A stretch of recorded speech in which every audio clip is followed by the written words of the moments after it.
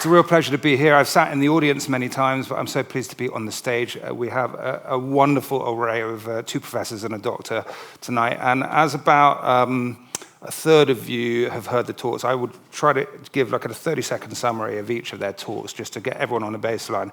And as this is really a panel discussion, I really want to make sure that this is interactive tonight. So we'll do about 40 minutes of me questioning the professors, and then at about 20 minutes ago, I'm going to open it to the floor. So please do think of questions you'd like to ask. That's both online as well.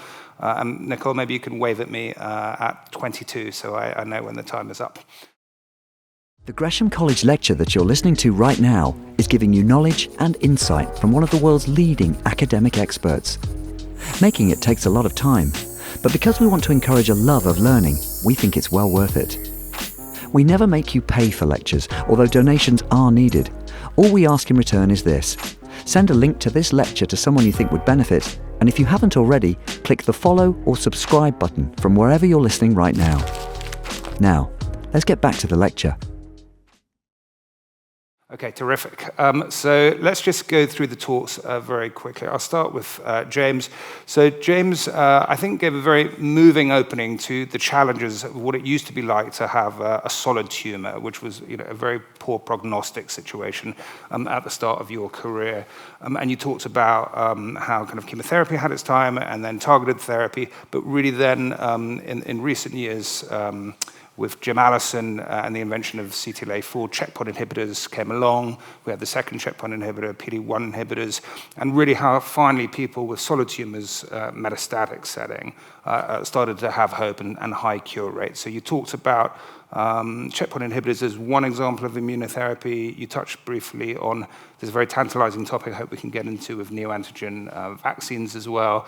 T-cell therapies, autologous. In fact, I think you mentioned this treatment by Iovance, which even in the 4 weeks since you mentioned it has had accelerated FDA approval in America, so we could probably hear a little bit about that too. You bemoan the fact that these checkpoint inhibitors are not without toxicity, and there are challenges in finding biomarkers of patients who respond to that, and I think that points to the direction that we all need to go in. But one of the main messages was that although checkpoint inhibitors aren't the cure for all patients with cancer, it really kind of woke up the community to the value of immune oncology, which was, I think, a really important thing that's happened in the last decade. And then, as if by kind of beautiful compliment, you didn't talk about targeted therapy, but you did, Sanjay. So you started with a reminder of the central dogma of DNA to RNA to protein. And the reason I think that was relevant, you introduced three important innovations: sequencing itself of the whole mutational landscape, the discovery of kinases, and then the discovery of kinase inhibitors. You mentioned gefitinib, I think, as the first example. And you told this great story about how suddenly lung cancer patients started to be cured, but not all of them, particularly women from Asia were the subpopulation that were responding. And so this kind of brought about this advance of the need for companion diagnostics and stratifying patients. And that's challenging because you have to sequence patients in the clinic.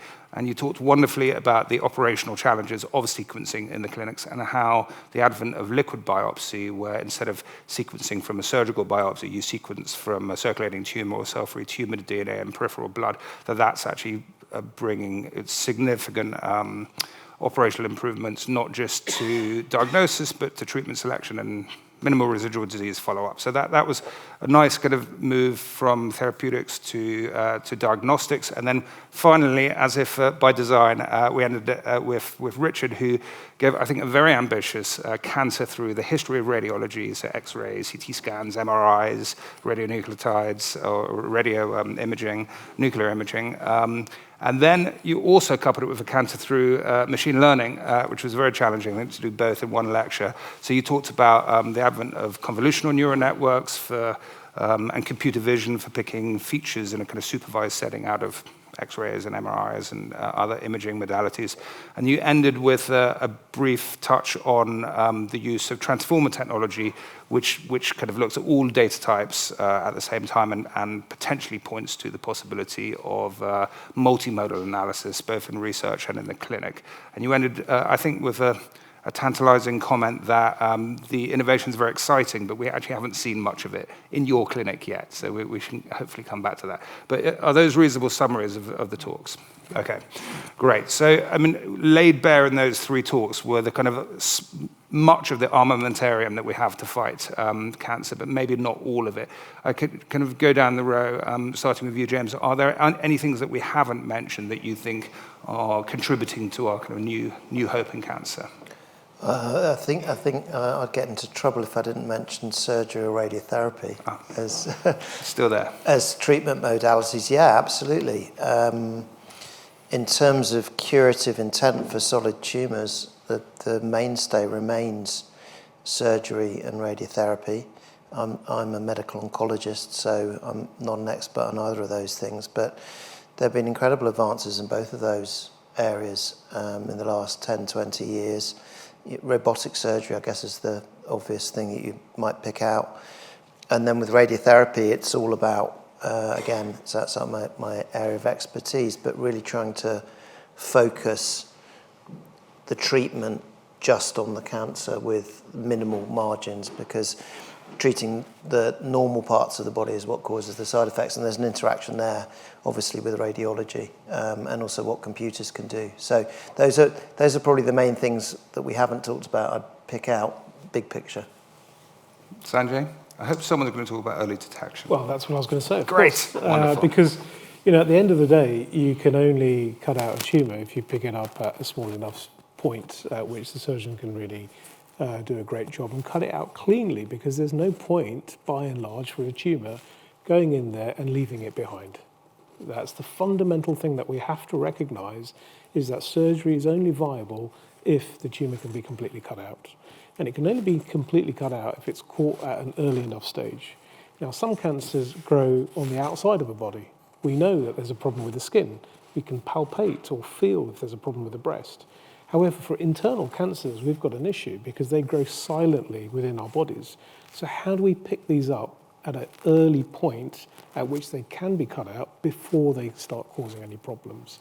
And this is, I think, one of the great challenges we're going to have to try and face over the course of the next few years, how we pick up patients before they know they've got cancer on board.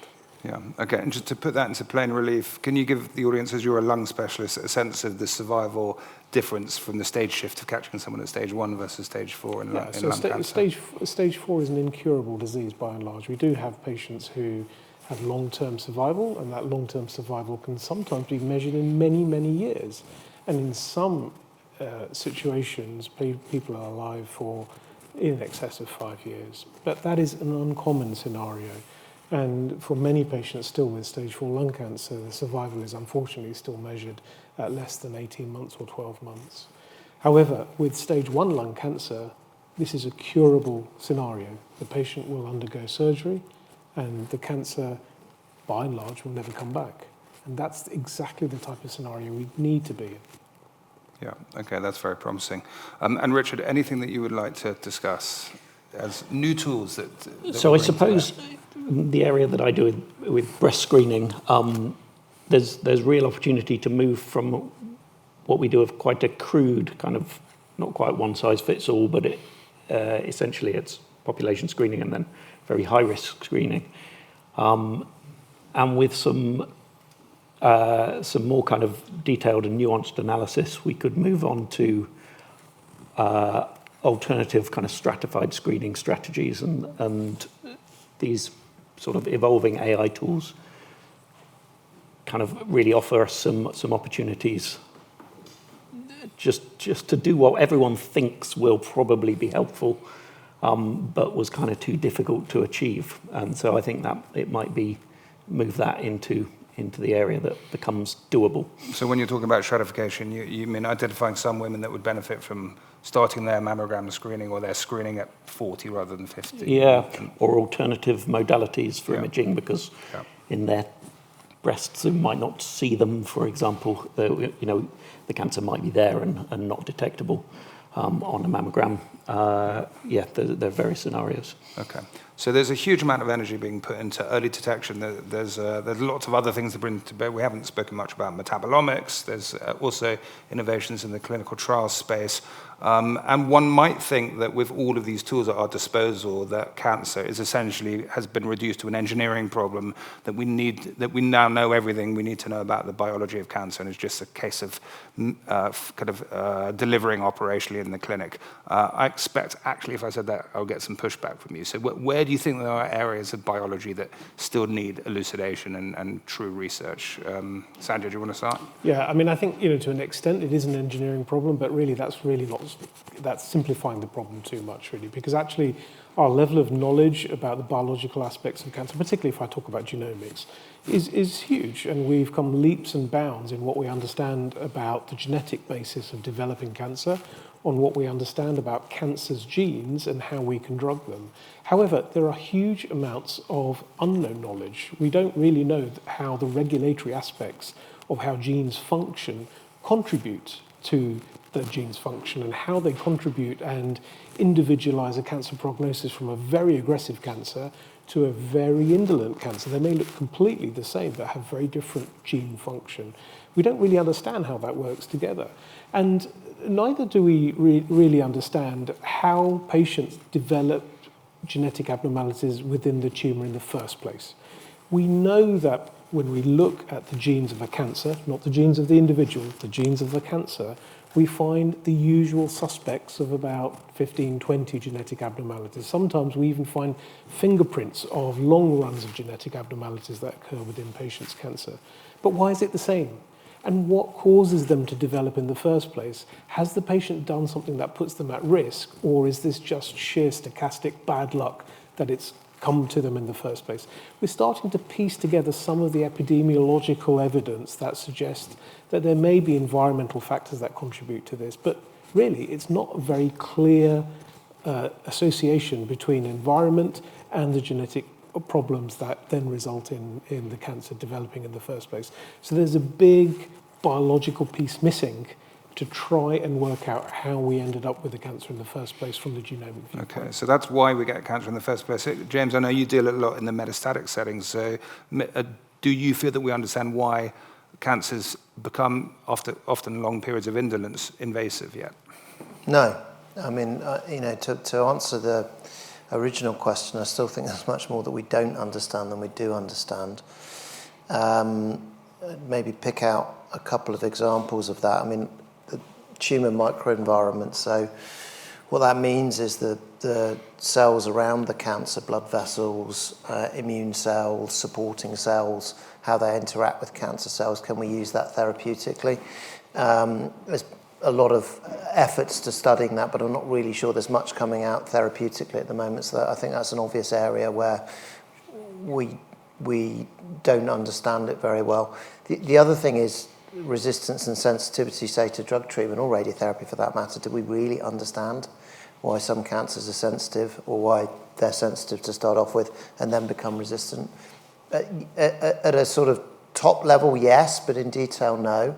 And then the next consequence of that, if you're treating a cancer, say, with a drug, it becomes resistant, what you want to be able to do in clinic is do a biopsy or circulating test of some nature, and then rationally, based on what that's shown, choose another treatment. Are we close to that at the moment? Not really, I don't think. In general, there's a few examples of that. And then to get back to the whole, do we need to understand more, or is it just an engineering problem? Well, there's still a lot of cancers where actually outcomes haven't really improved much at all over the last several decades. Pancreas, brain tumours are two examples of that. So I would have thought until we can say that those diseases are 90% curable, we still need to understand better. And pediatric as well. There's huge biological gaps in pediatric. I totally agree with those statements. Thank you.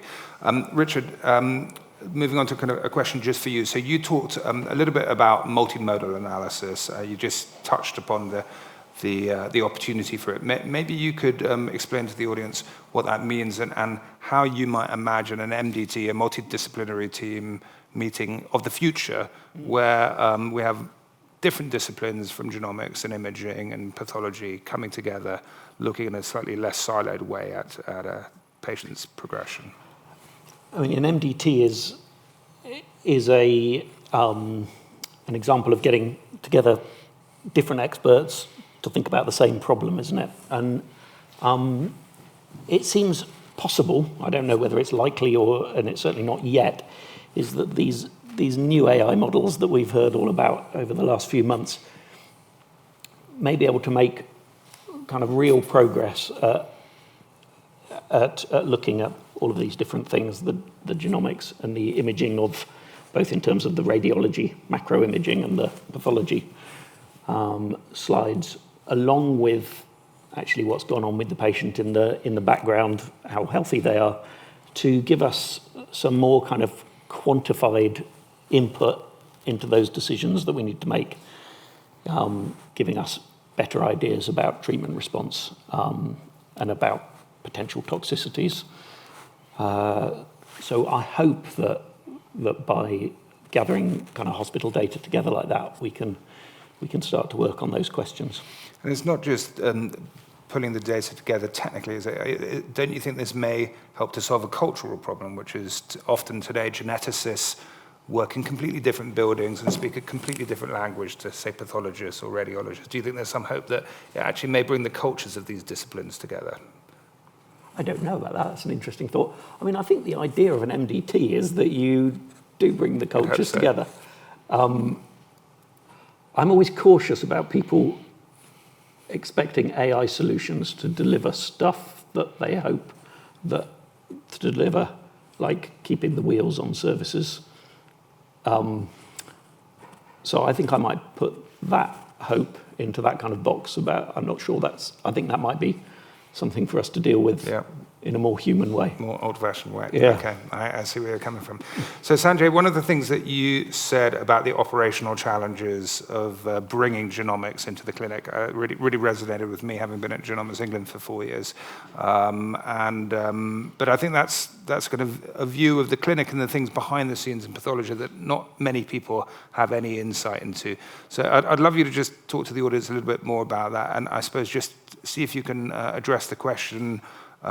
Science has progressed significantly. Is the NHS ready to embrace these new innovations? Yeah, I mean, some of the logistical challenges we have is that, what we want to do is to take a biopsy of a patient's tumour and sequence it, put it through a genetic analyzer, work out the sequence and give that sequencing report to the oncologist to tell them what the genomic abnormalities are in the tumour, and the oncologist can make a rational decision on what type of drug treatment they're going to have. And that sounds straightforward in principle, right? Because we've got genetic sequencing technology, which is pacing ahead really, really fast. We've got computers which are getting faster and quicker all the time. But meanwhile, putting all of these pieces together is really quite complex because the patient's got to have the biopsy. The biopsy specimen, the tissue, has to go to a pathology lab. That pathology lab is usually in a separate place from where the biopsy was taken. The pathologist then needs to understand that the specimen needs to then go to a molecular lab. So the molecular lab then needs to receive the specimen. The molecular lab's in a completely different place to the pathology lab. The molecular lab need to know what to do with that specimen. And the person that's actually actioning what that specimen, the oncologist, has never even met the patient yet. He's heard about them in a multidisciplinary team meeting, but what happens in the lab, it may not be what the oncologist wants, so the lab just do what they think is the right thing on the specimen, and then the science of what goes on in the sequencing laboratory needs to be translated from the complicated language of genomics to something that's really simple for a oncologist to understand, and that report needs to reach the oncologist, whom the molecular lab don't know who that person is yet because they've not been attached to that patient's cases at the moment. So that's a chain of events that all need to align in the grand scale of things to work very smoothly. Now, that is an operational issue, and that undoubtedly can be resolved through a variety of different engineering constructs, whichever way you want to look at it.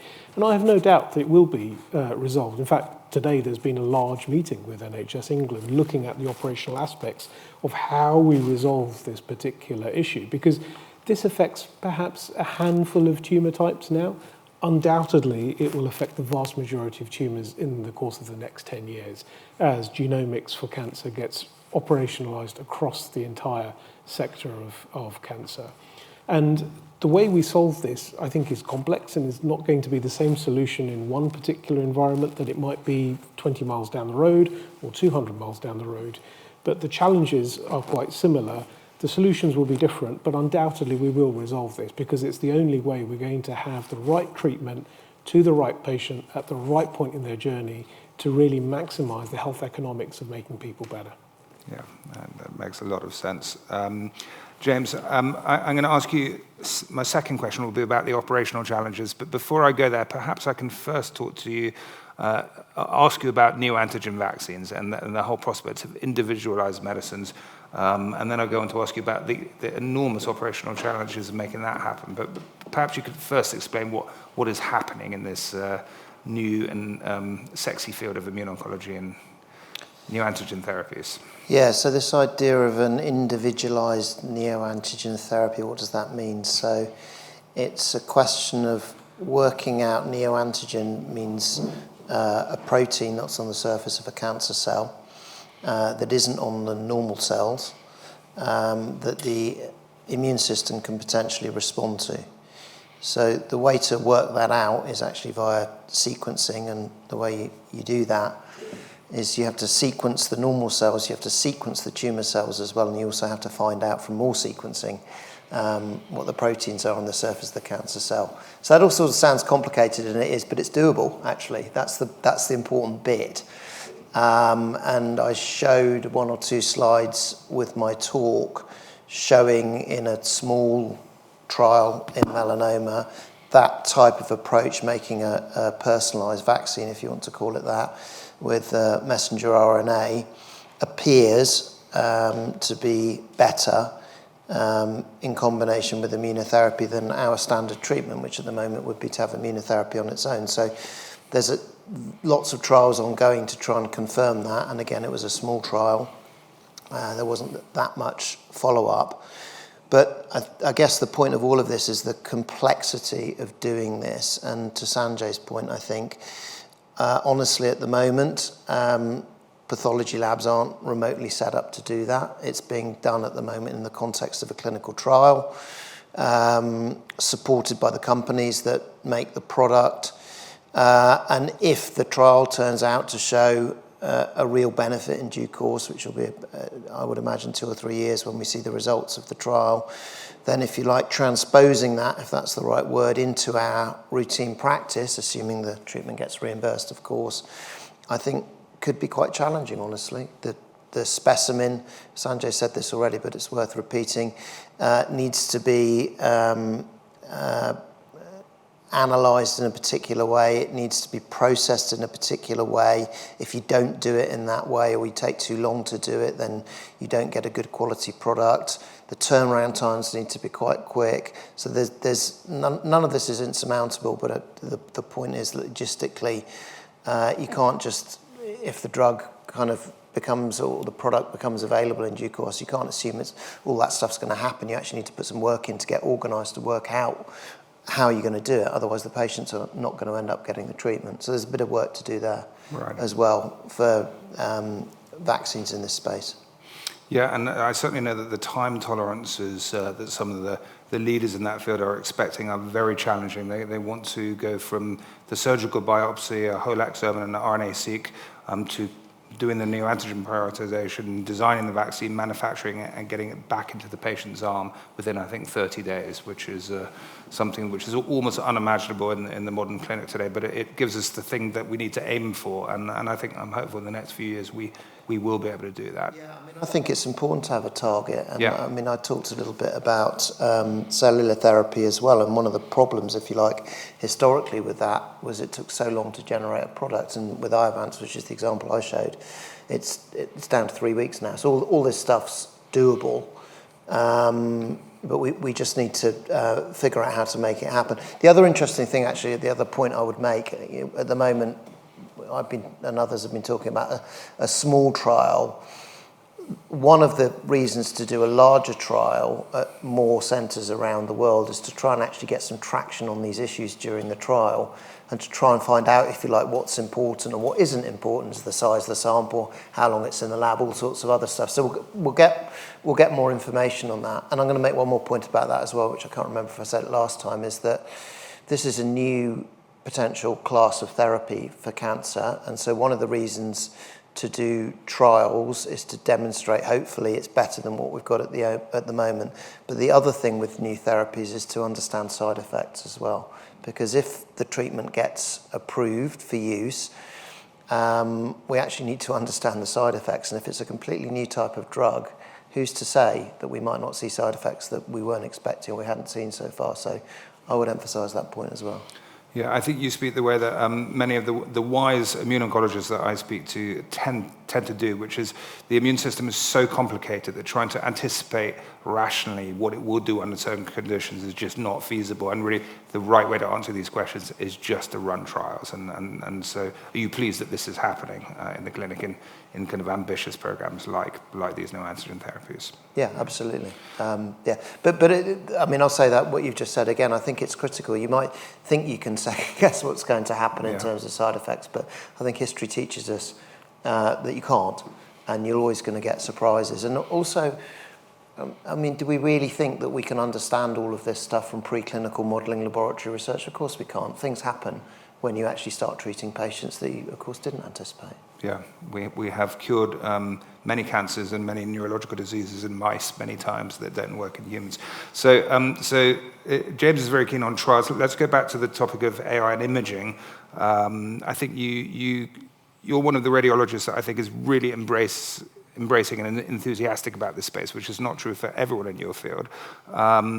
But what traction are you actually seeing today in the clinic, and what do you think it would take before we start having algorithms alongside radiologists, hopefully improving not just the efficiency but also the efficacy, the effectiveness of your I'm really keen diagnostics? That we keep trying to improve outcomes with these technologies rather than trying to repeat what we can do. Right. A little bit cheaper maybe, but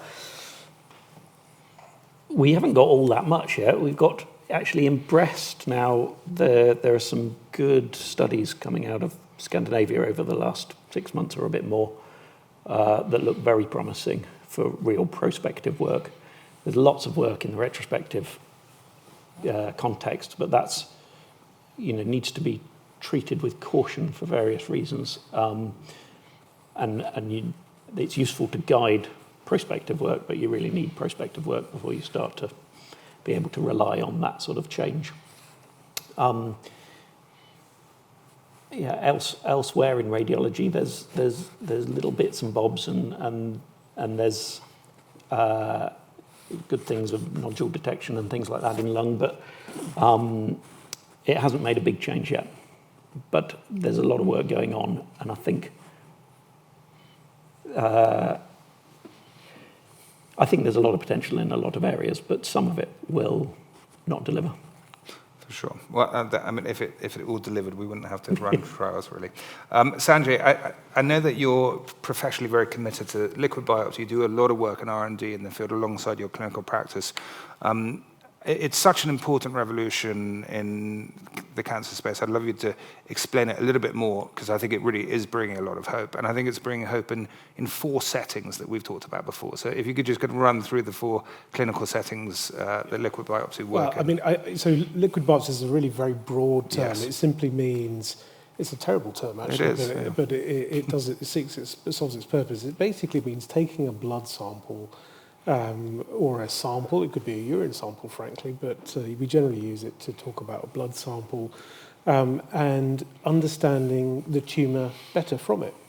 And the fundamental premise is that one takes a sample of blood, and within the blood, it's essentially a swimming pool full of things that the tumour has gotten rid of as the tumour has grown, that we can then analyse.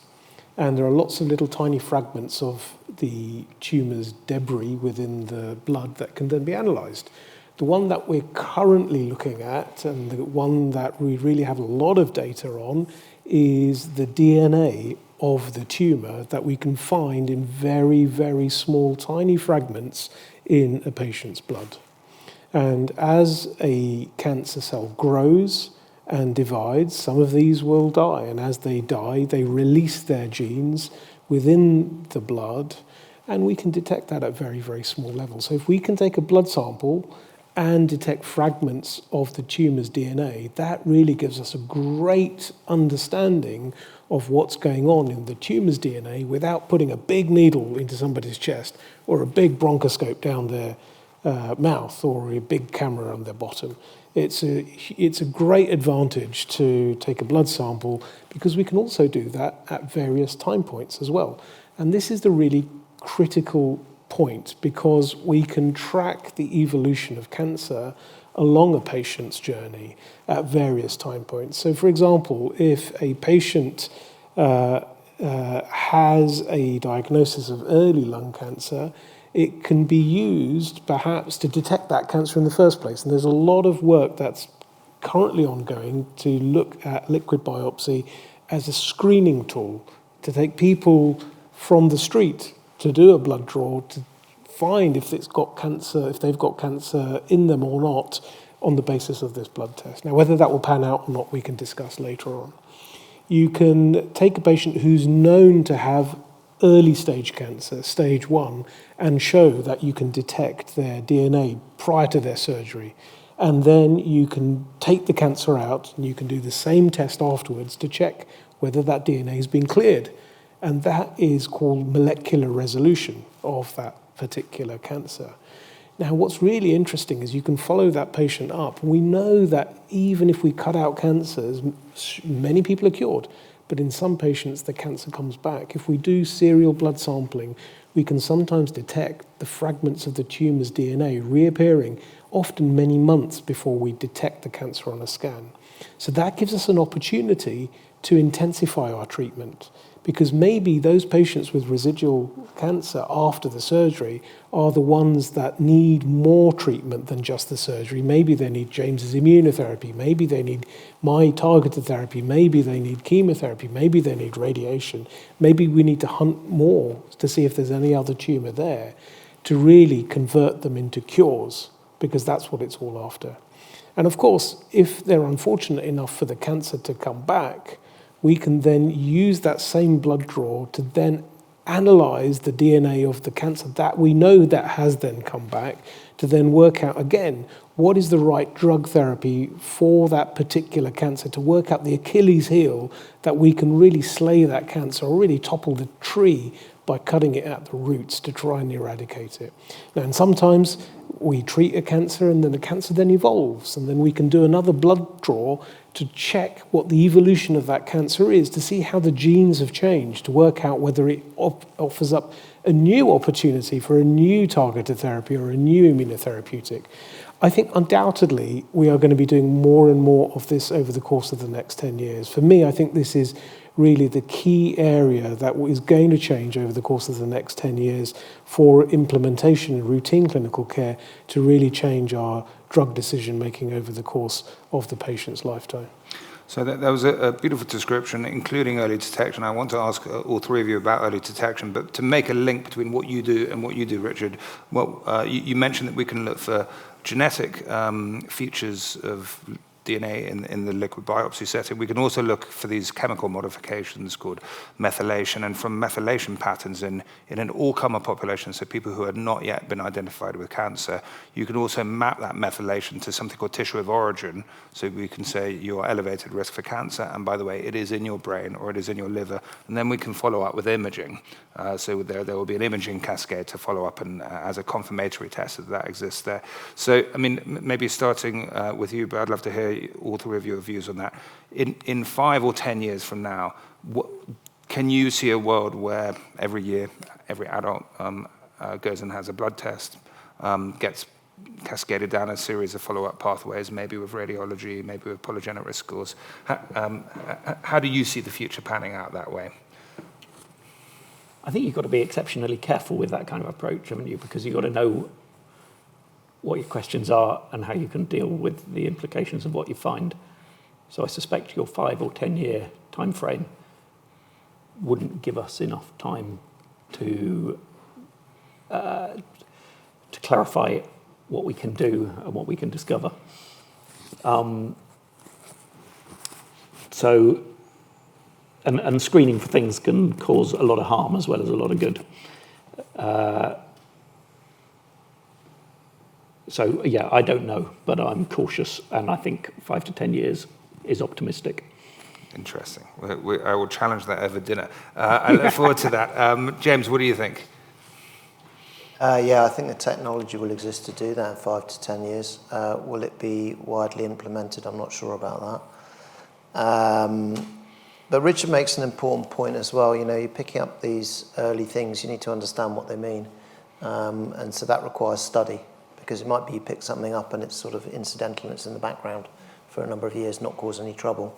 And to Richard's point, you know, if you then start doing biopsies and things like that, then you risk causing problems with that. So that all needs to be properly investigated, but that will happen.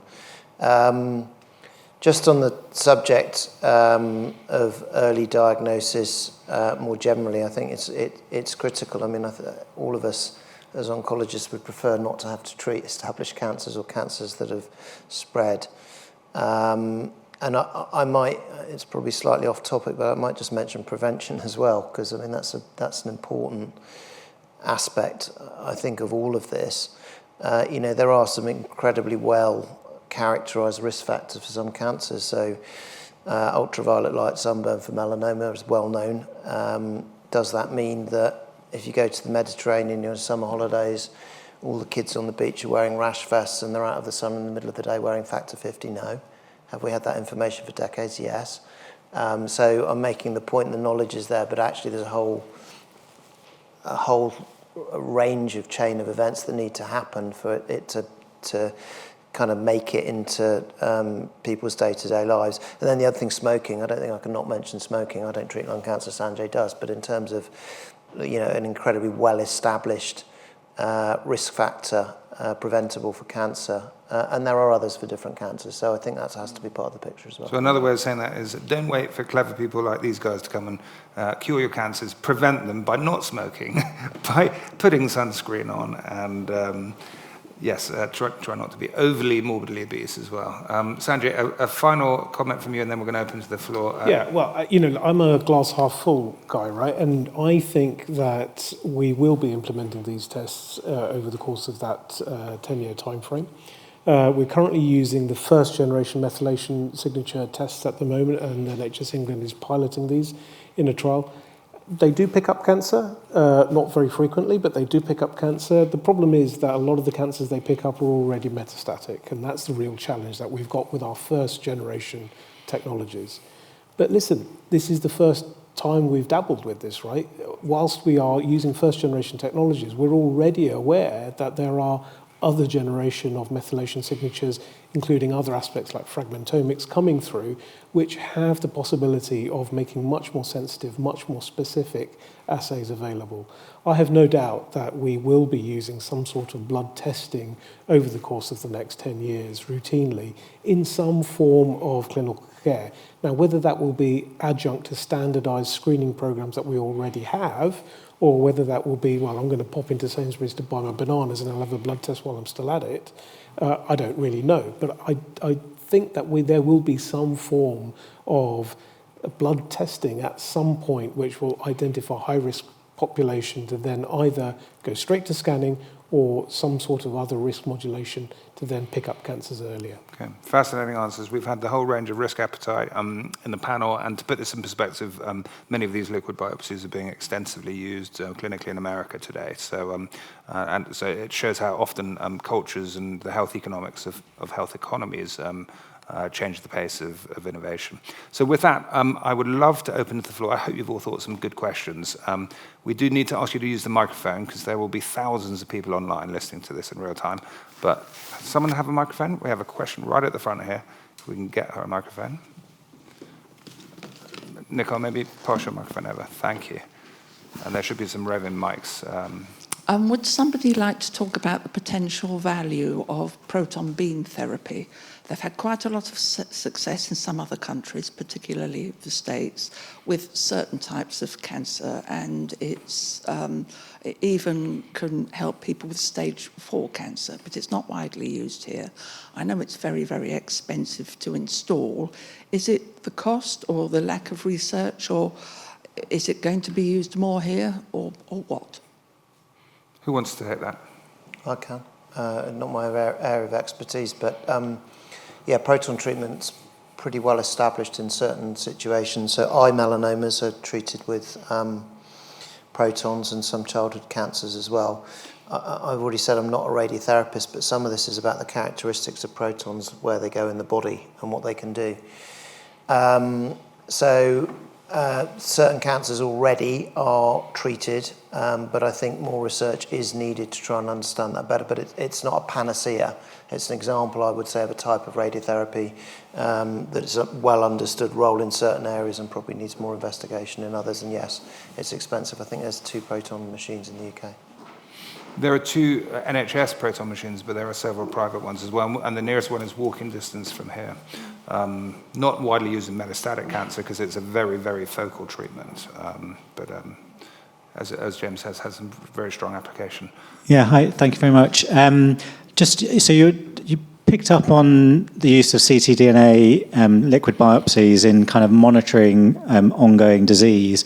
I was just wondering if you kind of expand that out a little bit, and kind of particularly in the context of a very capacity-constrained service. Like, what do you see as the big kind of opportunities or challenges in terms of, with more patients hopefully being in remission, potentially cured, how those patients are kind of supported, informed, and managed in that kind of longer-term space? How do we manage that in a kind of functioning health system? It's a good question. Yeah, please. It's a complex scenario. I think the one area where I think liquid biopsies can help in the operable setting is in patients that have undergone surgery, to risk stratify them into those that we think do not need any more treatment at all and those that need consolidation. That is the most obvious benefit that it's going to bring. And I think, we've already got some good examples where that really works. Stage 2 colon cancer already has randomized phase 3 level 1 evidence that benefits patients. That is not yet seen in many other cancers, probably because the type of ctDNA analyses we're using aren't sensitive enough to make that differential impact. And again, as we've got more sensitive tests that come through, we may be in a scenario to broaden that out to other cancers, not just stage 2 colon cancer. The challenge with following up patients with a blood test is, what is the blood test bringing that's beyond what the routine scan is going to be bringing?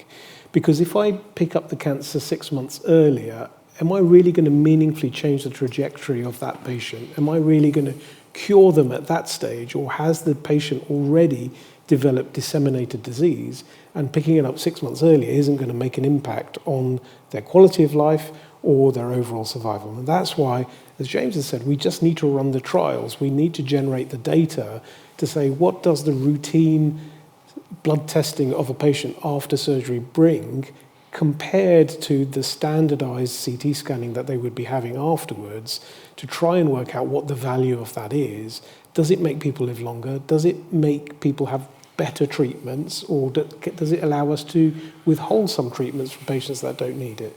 And that, I think, will bring together the value of that investment to then allow us to better operationalize it, to determine how that then gets pitched into the routine clinical care. Because you're right, capacity is a problem, but unless we really know where it fits, we're not going to be able to operationalize it properly. Maybe I could say something about that as well. A couple of concrete examples in melanoma. So this business about adjuvant treatment, I talked about it when I was when I did my lecture.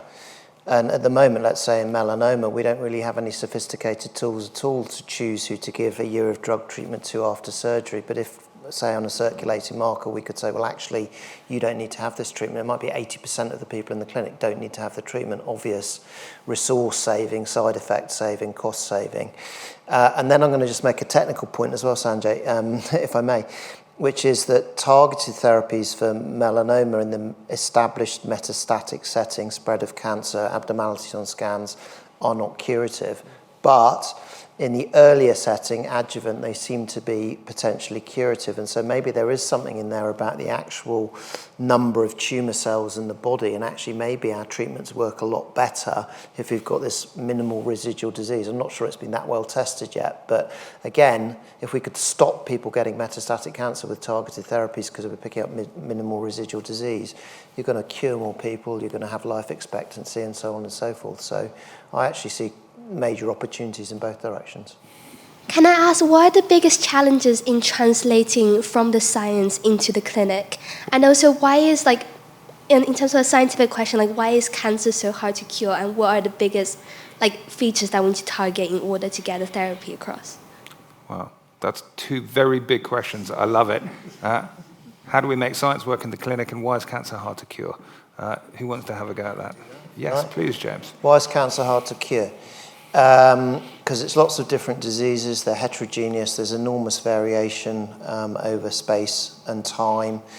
And also cancer cells, unlike, let's say, viruses or bacteria, are relatively similar to our normal cells. So the kinds of drugs that we use to eradicate viruses and bacteria, we can use at doses where you don't get the same level of side effects, and you don't get that, at least with drug treatment, you don't get that advantage with cancer cells. And cancers grow and evolve over time. And so if you're talking about drug treatment and fixed selective pressure like targeted therapy, if I'm being a bit too technical, then almost always cancers will get around that selective pressure and evolve. And we know that very well. There's lots of different examples of that. And then the other bit was about translation between the lab and the clinic. Well, so what I'd say about that is, at the end of the day, laboratory systems models are just that, with the best will in the world. There's things that you can understand, there's discoveries that you can make, but at the end of the day, they're by definition model systems. And once you go into human biology or animal biology, it's loads more complicated. Parker's mentioned this already. The immune system is an example of that. And so what I would say, with my own bias, I suppose, is that it's beholden on all of us to do absolutely everything we can to understand cancers and their treatment actually in humans. And that some of that's about getting samples, some of that's about scans actually as well.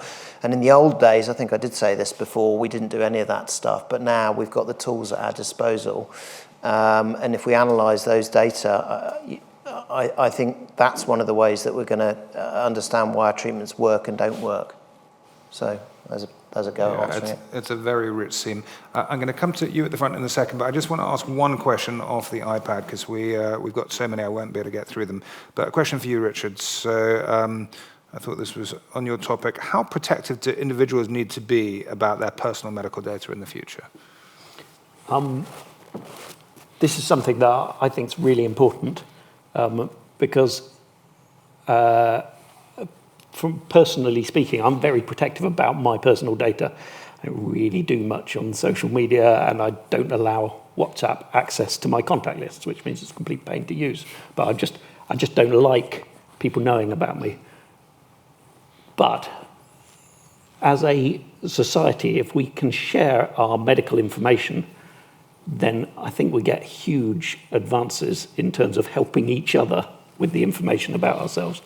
But that needs to be very carefully protected. And actually we have, I think, really good regulation in this area that is incredibly strict. And as everybody, all the researchers working in my kind of area, kind of wrestle with making sure the systems work with all those regulations. So providing we keep this good regulation and we make it work for everyone, then hopefully, as an individual, you shouldn't have to be too worried about your personal data. What I'd love is for everyone to be absolutely sure that their personal information that could be related to them as an individual stays safe, and yet we can use the information about that individual in an anonymized way to inform treatments for everyone else. Okay. Thank you. And we can have a whole talk about this, but there's clearly a social contract, that would help here. Can I go to you at the front, please? Is progress being made in being able to treat the more aggressive cancers that seem to not respond to treatment as well? Because obviously you're making progress, I think, with the less aggressive. We need to personalise every cancer that we treat, because a hormone-sensitive breast cancer for one individual is a highly aggressive cancer, but for another individual is relatively indolent. And how do we tell the difference between these two particular cancers, which on the surface look exactly the same? And that is about better understanding the genomics of the cancer, better understanding the imaging context of the cancer, better understanding the tumor microenvironment of the cancer, better understanding its immunogenicity, and many other factors that contribute to making personal decisions about that individual's cancer. Because how one person's cancer will be treated, I suspect, is going to be somewhat different to how we treat the next person's cancer. We're already doing that to an extent, which is contributing to driving up our survival standards. But that level of complexity and individualization will undoubtedly, over the course of the next 10 years, become increasingly more complex and increasingly personalized, so that we can give more patients the consolidation treatments that they need at that particular point, or in other patients say you don't need that consolidated treatment, you can just have the letrozole and that will be fine. So we are going to make progress. We are already making progress in that area, and I think at Parker over the next 10 years it will become increasingly more complex. Yeah, absolutely. I think it's a good answer. And sorry about your mother. And I think one of the confounding things is that cancer is a disease of aging, and our population is aging. So even though we are making much more progress with cancer, we do see more incidence, absolute levels of cancer in society. That was going to be another question. If you successfully treat more cancers in more people, but presumably you're going to keep them alive to get more recurrences, because those people will continue to age. The original cancer may come back, or other cancers may, because it's a degenerative disease. Well, certainly we will all die. That is the one thing I'm absolutely certain of, if not of cancer, of neurodegeneration. I've got another question for you, Sanjay, which is up on the iPad. Is there evidence to suggest that the frequency of certain biomarkers, and they've given ALK and ROS as examples of common lung biomarkers, are decreasing in lung cancer with transitions to next generation sequencing, and why? I think the frequency of the markers in the population are pretty static, right? Because these are particular genetic subsets of, in this particular case, lung cancer. The issue is that we are perhaps picking up more of these subtypes because we are doing more in-depth sequencing of cancers. I mean, that's the fundamental issue. We are now learning much more about our cancers than we ever did 5 years ago, 2 years ago. And now we are picking up way more genomic abnormalities than we ever would before. This afternoon, I had an email from a colleague who said, well, I found this particular EGFR mutation. What should I do in this particular context? Now, that would have never been picked up 5 years ago because the next generation sequencing technology to identify it didn't exist. Or if it did exist, it wasn't implemented at scale. So we are now identifying a whole bunch of new genomic abnormalities that we now need to try and figure out what we do. So part of the answer is we are finding new abnormalities because we are doing much more in-depth sequencing. But the frequency of these markers isn't changing. We're just actually picking them up. Yeah. The more you look, the more you find. Indeed. Okay, we have time for one more question from the floor. Make it a good one for the panel. Lady here in the red. Thank you. With the liquid biopsies, my understanding is they're like a snapshot of potential cancers in the blood.